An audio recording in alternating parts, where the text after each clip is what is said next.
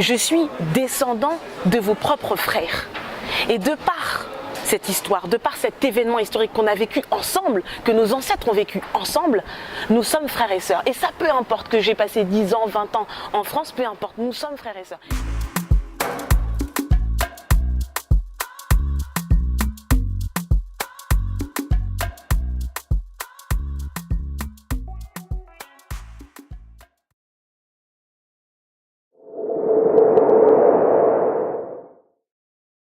Je m'appelle Ophélie Sextus, je suis juriste en droit international spécialisée en droits africains. J'ai été fraîchement diplômée cette année à la Sorbonne en master de droits africains et je suis également une ancienne athlète de haut niveau spécialisée sur le 400 mètres et le 800 mètres. Donc j'ai un projet, il est clair, Africa Wonder, celui de construire un complexe sportif international et solidaire. Moi, je disais, on parle fort.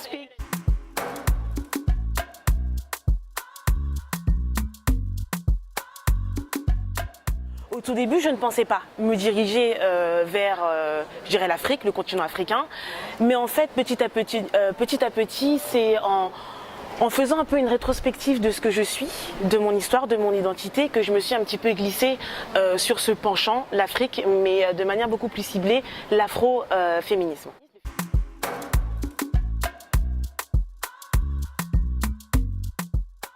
Féministe est beaucoup plus global, mais en soi ce qu'il faut savoir c'est que c'est véritablement la question que pose la femme noire en tant que telle, la condition de la femme noire. Donc elle allie aussi bien les difficultés qu'on peut avoir dans l'intégration de la femme noire dans la société, dans la communauté, mais également en tant que femme, les mêmes thématiques que l'on a aussi bien avec une femme blanche ou une femme qui peut être originaire de n'importe quel pays.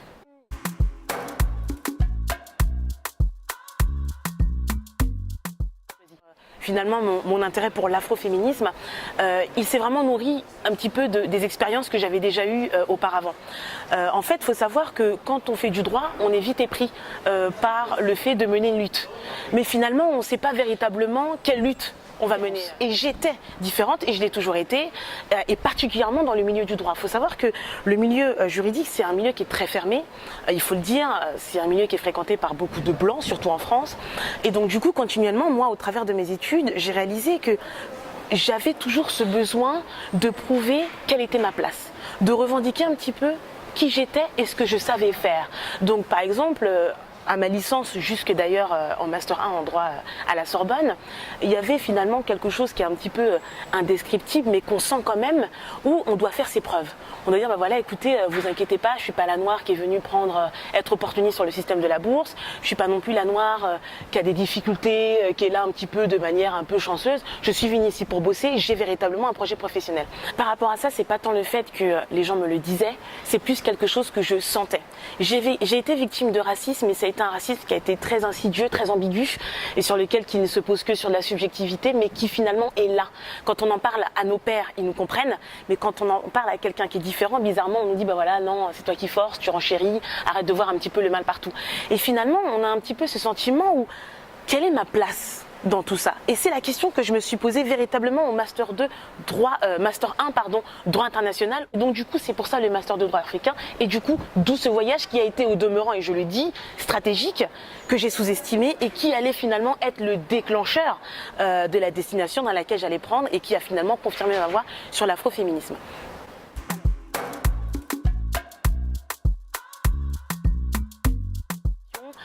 C'était complètement par hasard. C'est-à-dire que j'aime vous dire que c'est aussi par le souci de la langue, par fainéantise aussi de me dire bon, j'avais un petit peu du mal, c'est quand même complètement différent par rapport à l'Europe. Donc du coup je me suis dit prenons un pays de l'Afrique de l'Ouest en tant que tel.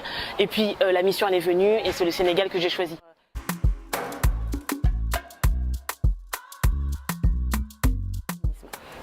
Alors, quand j'étais à Thiès au Sénégal, ça a été un voyage qui était superbe.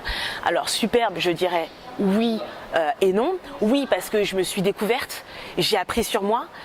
Non parce qu'il y a des choses qui finalement m'ont frappée, qui m'ont révoltée et qui finalement ont stimulé en moi l'envie finalement de lutter et véritablement m'ont mis dans une posture beaucoup plus offensive.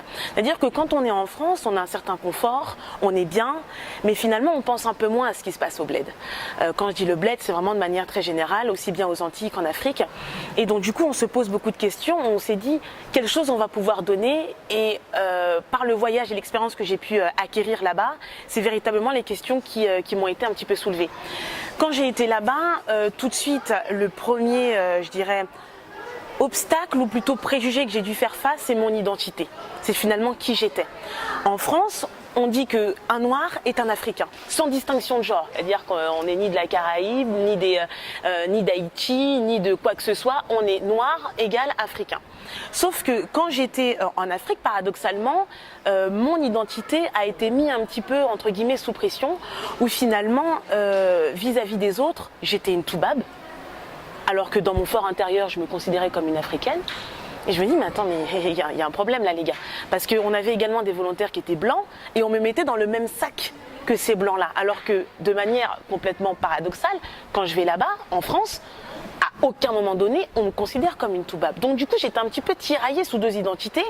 J'étais noire en France, et en Afrique, j'étais blanc. Alors, c'est-à-dire qu'ils ne cherchaient pas à savoir si je venais des Antilles ou quoi que ce soit. J'aurais pu très bien leur dire que j'étais née au Sénégal, ça aurait pu très bien passer parce que de temps en temps, quand ça les arrangeait, on me prenait pour une Sénégalaise. Mais c'est tout simplement le fait que, de par le fait que mon éducation s'est faite là-bas, que je vienne de là-bas, je suis touba, peu importe ta couleur. Et c'est ça qui était bizarre. C'est-à-dire qu'en France, on réfléchit par la couleur, alors qu'en Afrique, on réfléchit par la provenance. Et je me suis dit, mais c'est bizarre les gars, parce que moi je suis venue ici pour vous aider, je me considère comme des vôtres, mais vous me rejetez. Donc du coup, j'étais un petit peu tiraillée sur tout ça, et c'est ce qui invite un petit peu, je dirais, alors je ne sais pas particulièrement si on peut dire de l'antillais, mais peut-être celui qui vient d'ailleurs, mais qui ressemble aussi aux gens qui sont là-bas, de se réconcilier tout simplement avec son histoire. Dire que là, j'étais en face d'un problème qui finalement partait plus sur ma considération à moi et finalement pour la faire accepter aux autres. Et donc du coup ça a commencé par ces gamins, une petite anecdote qui finalement m'ont poussé un petit peu à expliquer d'où est-ce que je venais. Et donc du coup quand j'ai dit bah écoutez les gars, l'esclavage on la connaît, vous la connaissez peut-être mieux que moi, je suis descendant de vos propres frères. Et de par cette histoire, de par cet événement historique qu'on a vécu ensemble, que nos ancêtres ont vécu ensemble, nous sommes frères et sœurs. Et ça, peu importe que j'ai passé 10 ans, 20 ans en France, peu importe, nous sommes frères et sœurs. Et à partir de ce moment-là, qu'est-ce qu'on fait? Est-ce qu'on continue à être des ennemis? Est-ce qu'on continue à se considérer comme différents? Ou est-ce qu'aujourd'hui, là, on peut créer quelque chose? Et je pense que c'est véritablement l'élan que chaque noir, dès lors qu'il peut avoir X ou Y éducation ou culture qui vient d'ailleurs, doit faire ce cheminement-là. Arrêter de se voir comme différent. À ce moment-là, quand j'ai compris ça, c'est ce qui a permis notamment aux gens du quartier de se dire elle est différente. Parce que j'ai appris après par derrière qu'il y avait eu d'autres noirs qui sont venus et bizarrement, ils n'ont pas eu le même rapport qu'ils ont eu avec les gens du quartier. Et ils ont vu ma différence, ils se sont dit mais c'est bizarre, elle n'est pas pareille. Et on ne peut pas lui prendre son argent comme ils avaient l'habitude de faire, c'est-à-dire quand je dis prendre son argent, c'est vite dit, mais c'est-à-dire voilà, solliciter voilà, donne-moi 1000 francs, 2000 francs, chose que les volontaires faisaient très volontiers. Donc on avait encore, si vous voulez, cette supériorité, cette hiérarchie un petit peu de l'Occident vis-à-vis de l'Afrique, que moi je me suis toujours refusé de faire. Je me suis vraiment mis à leur hauteur. Alors quand on parle de se mettre à la hauteur d'une personne, c'est pas se mettre finalement à un niveau bas, c'est pas ça du tout. Quand on se dit je me mets à ta hauteur, c'est accepter la culture de l'autre, avec ses mœurs qui sont différentes, avec sa culture différente, et notamment sa religion qui au Sénégal est quand même très très enracinée, la religion musulmane qui est très culturelle et qui finalement dicte pas mal de codes sociaux.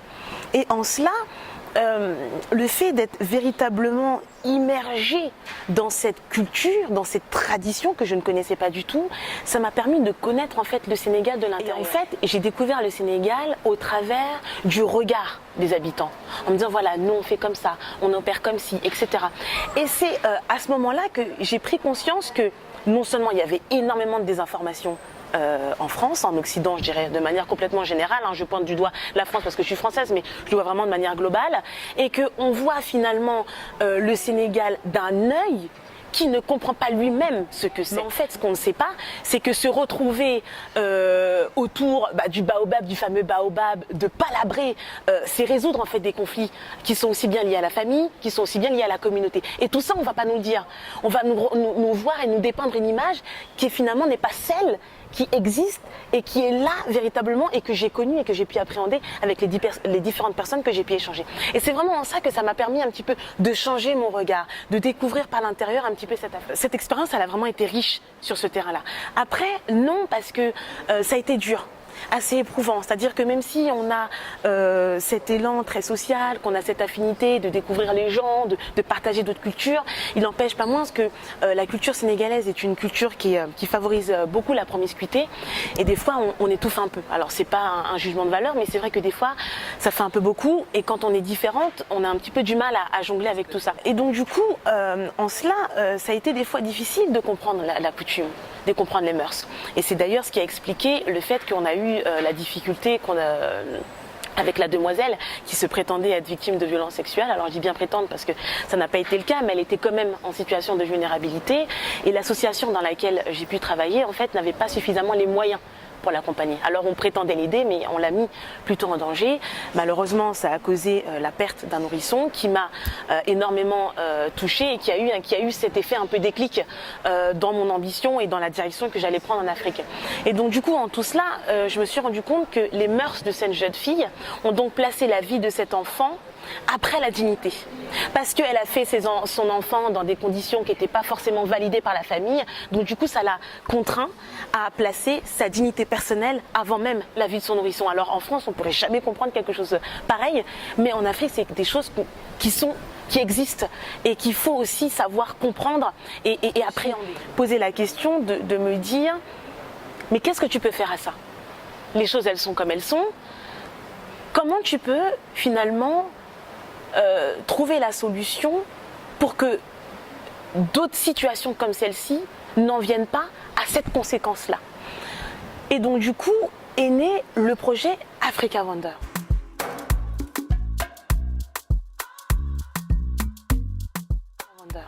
Africa Wonder, en fait, donc je l'ai monté en 2017, qui est véritablement cette volonté de proposer un cadre suffisant, serein et sécure, safe pour ces gens-là, pour arrêter en fait d'avoir les dommages qu'on connaît assez fréquemment en Afrique. Alors moi je vais vous le dire tout simplement, on a tendance à sous-estimer les vertus du sport.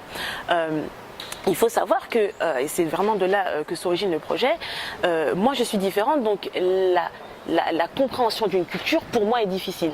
Sauf que moi je me suis rendu compte qu'en passant par le sport-études et les différents programmes que j'avais mis en place pour les enfants du quartier, je me suis vite rendu compte que finalement on ne se connaît pas, mais quand on explique des règles d'un jeu tout simple, baseball, handball, etc., on est tous derrière, on est tous ensemble, on est unis, on veut s'attacher à gagner un match, donc on a tout de suite des valeurs qui reviennent, la solidarité, la persévérance, la confiance en soi. Des choses qui finalement sont indispensables et nécessaires pour mener aussi bien un projet personnel que professionnel ou même s'en sortir dans sa vie ou mener même des tâches qui sont les plus simples.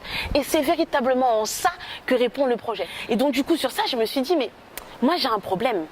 J'ai deux difficultés, c'est répondre à un enjeu social et répondre à un problème financier. D'où le projet Africa Wonder, ce complexe sportif international et solidaire qui mixe un petit peu ces différentes thématiques.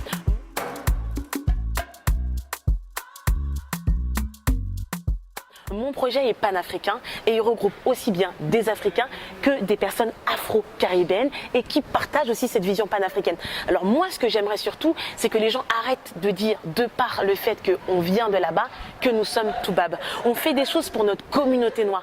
Moi, j'ai vraiment cette envie, cette volonté profonde d'aider ma communauté noire. Et ce projet, il aurait pu très bien s'enraciner dans d'autres pays en Afrique, comme aux Antilles. J'ai choisi le Sénégal de par l'attachement que j'ai eu et l'expérience que j'ai tissée avec les uns et les autres. Mais en soi, moi, ce que j'aimerais également, c'est qu'on arrête à chaque fois de faire cette hiérarchie de noirs, t'es plus africain que moi et moi je viens de là-bas, etc. J'aimerais vraiment qu'on arrive ensemble à créer quelque chose, que même des Africains viennent aux Antilles et disent moi, j'ai envie de faire quelque chose pour les Antillais et inversement. Et c'est véritablement en cela et cette dimension que j'aimerais un petit peu créer. Alors on me dira que c'est un peu une vision futuriste, peut-être même impossible, mais il y a bien des choses qui se font et je pense que sans prétention aucune, je suis également le témoignage qu'il y a bien quelque chose qu'on peut faire pour réconcilier un petit peu nos deux histoires qui sont communes finalement.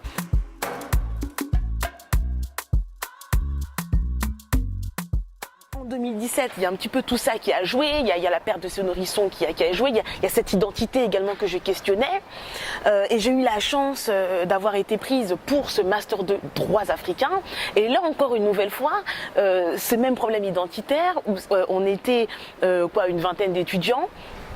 On partageait un petit peu le même engouement pour l'Afrique, c'est-à-dire cette Afrique qui se sait, qui se connaît, qui a conscience un petit peu de ses forces et de ses faiblesses, qui arrive à monter des projets, à essayer finalement de voir une Afrique beaucoup plus positive, pas celle dépeinte par ces informations un petit peu faussées. De manière très étrange, j'étais la seule antillaise là-bas. Donc il y avait des enfants d'immigrés, il y avait également des enfants venus d'Afrique et des personnes un petit peu curieuses. Alors moi, ce que j'ai beaucoup aimé, c'est que j'avais déjà eu finalement cette expérience en Afrique de 4 mois au Sénégal, et en fait j'ai pu poser des mots sur ce que j'avais vu. J'ai pu poser finalement avoir un aspect beaucoup plus institutionnalisé des différents obstacles et maux dont souffre l'Afrique. Et donc du coup ça a complètement confirmé mon intérêt et ma spécialisation pour le Sénégal et ce que je voulais véritablement en faire. Et ce qui aujourd'hui me permet de manière très ouverte de me dire, je ne dirais pas la grande défendresse du continent africain, je prétendrai jamais ça, mais en tout cas de faire quelque chose, d'avoir ma patte et de contribuer à favoriser aussi bien, je dirais, la cause noire et de manière plus ciblée, comme je l'ai rappelé au début de cet entretien, de l'afroféminisme de la femme noire.